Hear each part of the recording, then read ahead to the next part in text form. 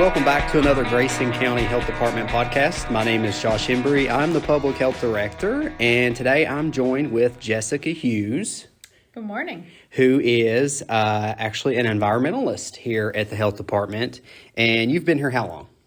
Since October. Since October. But you've learned a lot. You've jumped right in. And so, first of all, a lot of people in the community, when they think about the health department, they don't necessarily think about environmental services unless you're building or you're a restaurant owner or something like that. So I really want the community just to get to know more about the department. So what is an environmentalist? Actually, I didn't know a lot either. The environmental services offer a lot of different things, such as they deal with a lot of things for the septic systems. So site evaluations, they issue permits, and basically handle all things septic. And not only do we inspect food services, we do inspect convenience stores, schools, hotels, mobile home parks, public pools, beaches, even mobile food trucks, and we do food inspections at fairs and festivals in the county. And we also follow up on any animal bites that happen as well. So a lot of different areas that you might not think of. Okay, so restaurant inspection. Mm-hmm. So if I'm a restaurant owner, what are some things I can do, and this is a question I've been really wanting to ask, to improve or to prepare for a restaurant inspection survey? Okay, so one of the main important things that I look at is especially temperature of food. So correct temperatures for cooking, correct temperatures for cold holding, hot holding foods, things like that. That's one of my main areas of concern. I follow that up with, I'm really looking for proper hygiene guidelines when handling raw or ready to cook foods. They make sure they're handling everything appropriately.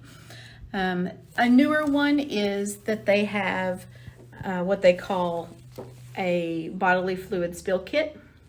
So if there's any accidents or anything, they have the proper way to clean them up. I'm looking for if the food is in really good and safe condition, that it's not expired, that the food contact surfaces are clean, such as inside your microwaves, your ice machines, your drink machines, your utensils, things like that, anything that's in contact with your food. I'm also looking for that they're date marking everything, getting rid of everything on the appropriate schedule, that if they're selling medicines like convenience stores and things like that, that they're not expired. I'm also looking for what they call person in charge. So that is a certification that they get, and somebody should be on duty at all times when they're open that has that training. So, and basically that's for the safety. They're aware of the food code. They're being able, if things arise, they're able to handle those in the appropriate manner. Okay. So, and the PIC training, what they call the PIC training, person in charge, if they have gotten that through the Grayson County Health Department originally, we can do renewals right now. We're not doing in-person new employees at the moment, but there is websites that we can give out for if they are needing new employees to be certified for that too. Okay, so just as long as they have an employee that has taken that certification, Mm-hmm. Then they should be fine with that. So are these common areas that you find where there are issues? Those are, yes, that's kind of when we were talking about this, those are the kind of the major ones that I look at. Of course, you get your paperwork and everything when I do the inspection. So everything on that sheet, I would say, is important, but these are just kind of the highlights and stuff of some of the things that are really focused on that are really important. And if you fail, that would probably result in a automatically return visit. Absolutely. Normally, it's a return visit within 10 days.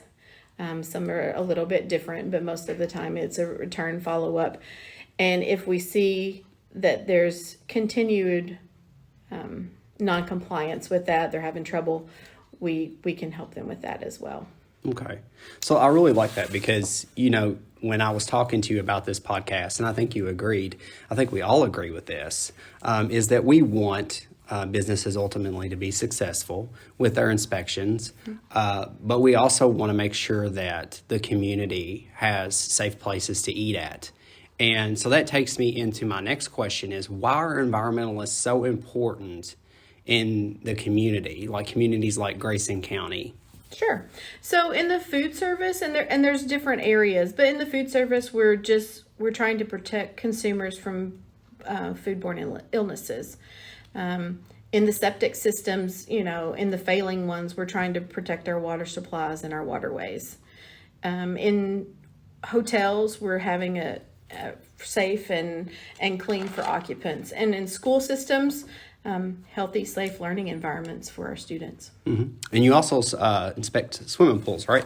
Yes, we do. So that And would beaches. making sure that the water's clean, that it's safe. Do you do like a test of the water, or how does that work? There is certain criteria that has to be met, and we're just looking for safety standards, adequate chlorine levels, and proper disinfectant is our main goals on that. So making sure that water's clean and safe. Yes.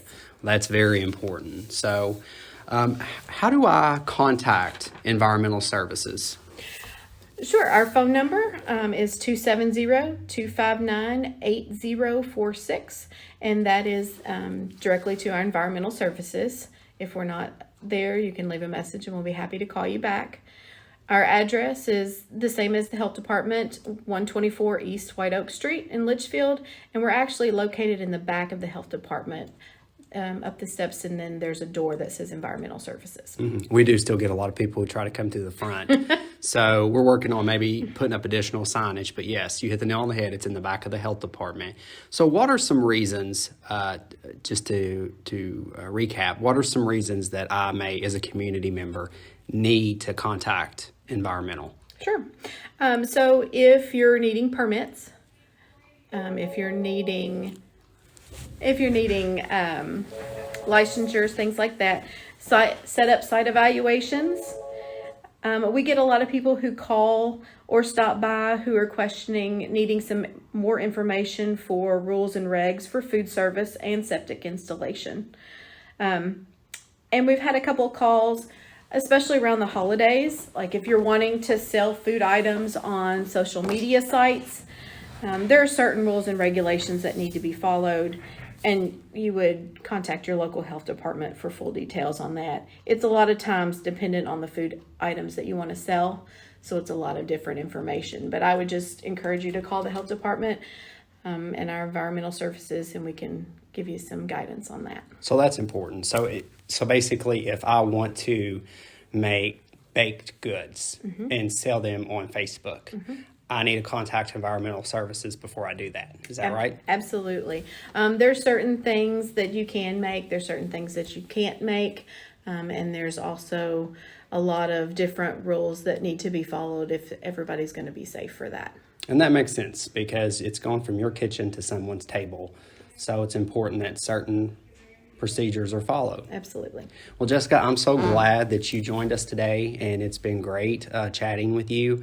And if you have any more questions about environmental services, can you just give that number one more time? Sure, 270-259-8046. All right. Well, it was great talking with you. My name's Josh Embry. And this is Jessica. All right. And we will see you, or talk to you rather, on our next podcast here at the Grayson County Health Department.